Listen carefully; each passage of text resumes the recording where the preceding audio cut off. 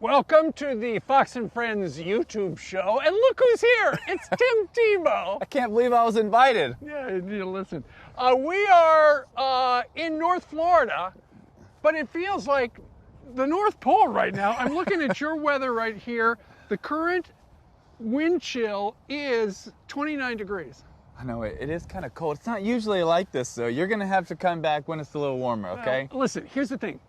Stop the camera for just a second. Tim just gave me this hat. Do you know, take a look at our hair, all right? My hair, for the most part, is moving like crazy. His has not moved in the last hour. I mean, would you like me to get you some gel or something? Is that Go what ahead, it move is? it around. I don't know. It's nice. Paste gel? Yeah, but now you got a great beanie that I got you. I know it. You know, because he was like, it's so cold. And I was like, Look at okay, that. you'll be all right. And there's a Fox There it logo is. right there. That's right. Very appropriate. Perfect. It's not normally this cold here. It's not normally this cold. And This you is were just very rare. You were kind of belly aching. I'm just saying. I mean, compared to you... And I never hear Tim know. Tebow complain. This is awesome. Well, it's never this cold. You're apologizing for the weather. I am a little bit, but there's not a lot we can do about it. There is not indeed. Well, listen, the reason we're here in the Jacksonville area is you got a brand new book that comes out tomorrow, and it's called If the Tree Could Talk. Could speak. And here's the thing, look at this. See that tree right there? It looks just like that tree.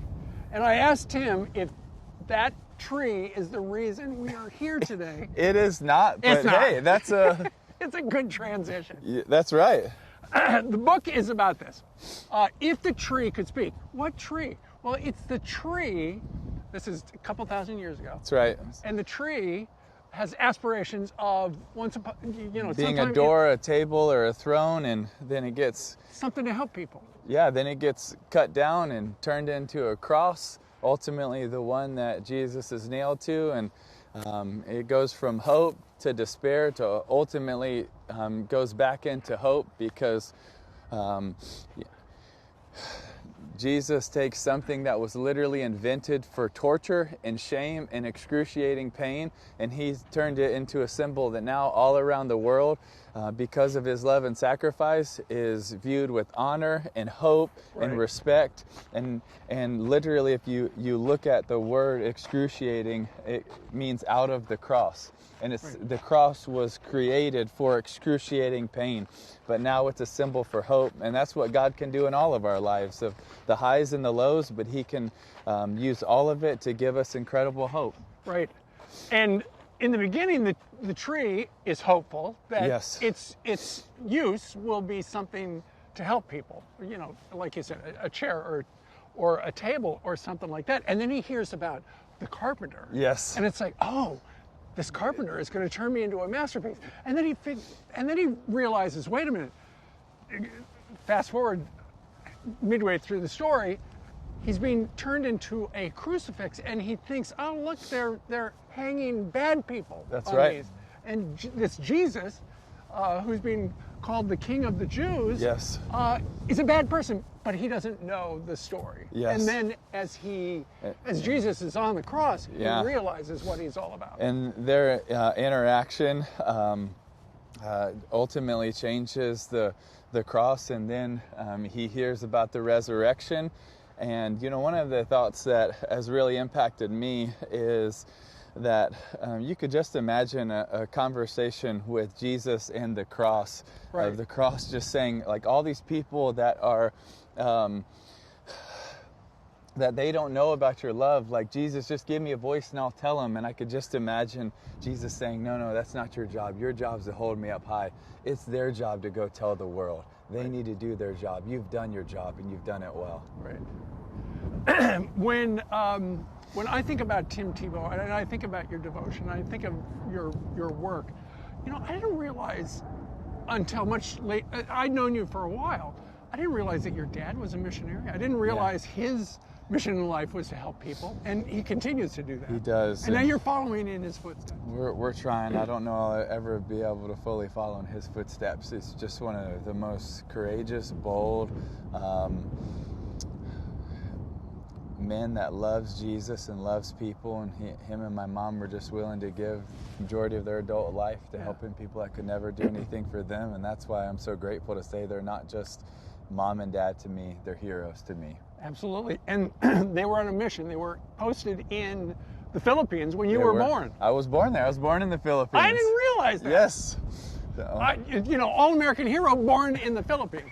Well, given I'm biased, I love the Philippines. The Filipino people, I think they may be the nicest people on planet Earth. It's an awesome place.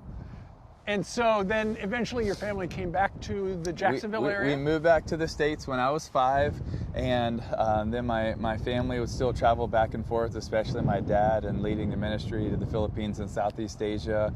And we would go back a lot of summers with him, and that's also where I really believe that God started to wreck my heart for what breaks his heart, and so grateful for that. When your family moved back here, here's something else I didn't realize, because I know you went to University of Florida. Yes. Led them to a couple of national championships. I didn't realize that you went to school in Florida, K through 12, at your kitchen table. I did. I was homeschooled. You were homeschooled. I was homeschooled. And you know what? I also, being the only one in school, I still didn't even win valedictorian. So it's kind of disappointing. Who won? I think it was our dog Otis. Otis. But I love being homeschooled. It's something that was such a blessing for us and our family, and I don't know that it's right for every family, but I do think there's a lot of families it can be really special to, and I know it's something that is growing and so meaningful, and because in education, when you look back in its origin, it just means to lead into. And where are we really trying to lead these kids into? Education is so much more than just reading, writing, and arithmetic. It is the character, the discipline, the values, the love, all of these things that are just so important in education. Yeah, exactly. But I know one of the things about going to school, because now I've got 4 grandkids and I'm worried about school now again, is it's good for the kids to be around other kids, the socialization, aside from your family. And that's something that homeschoolers don't get so much of. But here in the great state of Florida, there's a law that as a homeschool kid, you get to play on the local teams. And that's what you did. And you played on 2 different high school teams. Yep. It's a law that was passed, I believe, in 96 or 7, somewhere around there. They should call it the Tim Tebow bill, because it greatly impacted you. And it did. And it allows any homeschooler to play in any public school in his or her area, or any private school that will accept them. And that has been wonderful for so many homeschoolers. And I also know that bill has been received for quite a few states around the country, but I just think it makes a lot of sense. And I also think something else about homeschooling is there's so many more co-ops, and it's growing. Sure. So I think that there is that ability to get around a lot of other kids and have that socialization. So I believe you played in one high school and then went to another high school. Yes. And you led them to you broke a bunch of state records. Similar. Similar indeed.